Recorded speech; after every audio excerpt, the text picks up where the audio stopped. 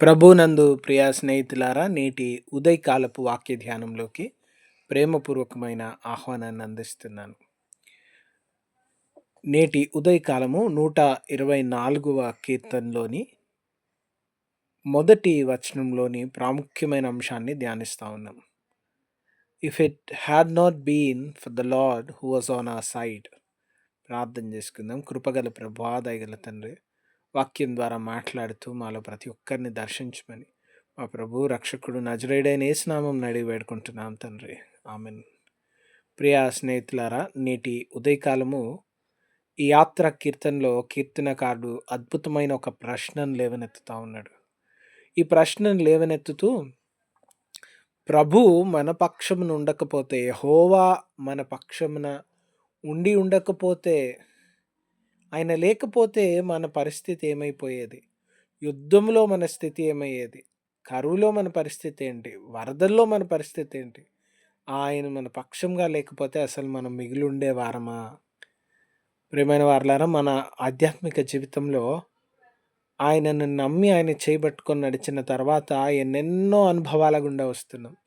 ఆయన మన పక్షంగా లేని ఎడల మన స్థితి ఏమై ఉండేది? ప్రభువు మన పక్షంగా ఉంటున్నాడు గనుక ఎన్నో విపత్కరమైన పరిస్థితులు, ఎన్నో కఠినమైన పరిస్థితులు, ఎన్నో బాధాకరమైన పరిస్థితులు, ఎన్నో వేదనకరమైన పరిస్థితులు దాటి రాగలుగుతా ఉన్నాం.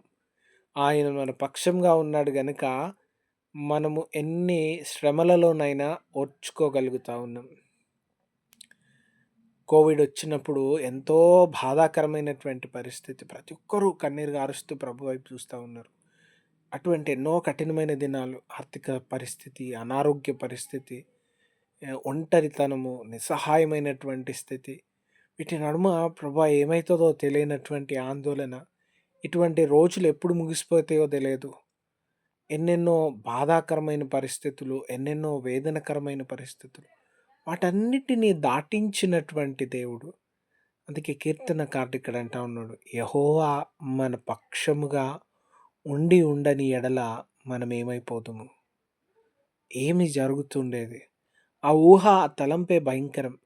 అయినా మానవులమైన మనము ఎన్నో మార్లు ప్రభువును విడిచి దూరంగా వెళ్ళిపోతూ ఉంటాం.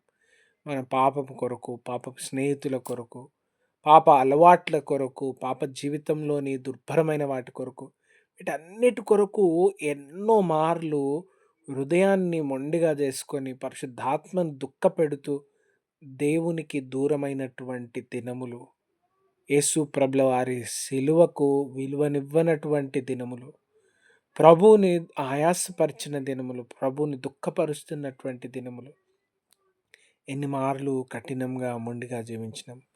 ప్రభు మమ్మల్ని మన్నించండి, మమ్మల్ని క్షమించండి. ఈరోజు మేము మరలా నీ దగ్గరకు వస్తాం. మీరు మాతో ఉండని ఎడల మేము ఏమైపోదు?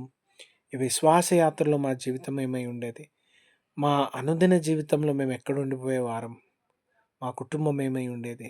మా స్థితిగతులు ఏమై ఉండేవి? మీరున్నారు గనుక ప్రభువా, ఇదిగో ఈరోజు ఇంకా సజీవులమై నిన్ను స్తుతించుచున్నాం. కనుక యెహోవా మనతో ఉండకపోతే భయంకరమైన స్థితి, దేవుని విడిచినప్పుడు భయంకరమైన స్థితి. యేసయ్య ఎప్పుడైతే శిష్యులతో మాట్లాడినారో, లోతునకు వలలు వేయండి అంటే విస్తారమైన చేపలు. యేసయ్య లేకుండా ఒంటరిగా లోకంలోకి వెళ్ళినారు. రాత్రంతా మళ్ళీ ప్రయాసపడ్డారు, ఏమి దొరకలేదు. యేసయ్య లేకపోతే ఖాళీ వలలు, యేసయ్య లేకపోతే ఖాళీ జేబులు, యేసయ్య లేకపోతే ఖాళీ హృదయం, యేసయ్య లేనప్పుడు ఎంతో వేదన.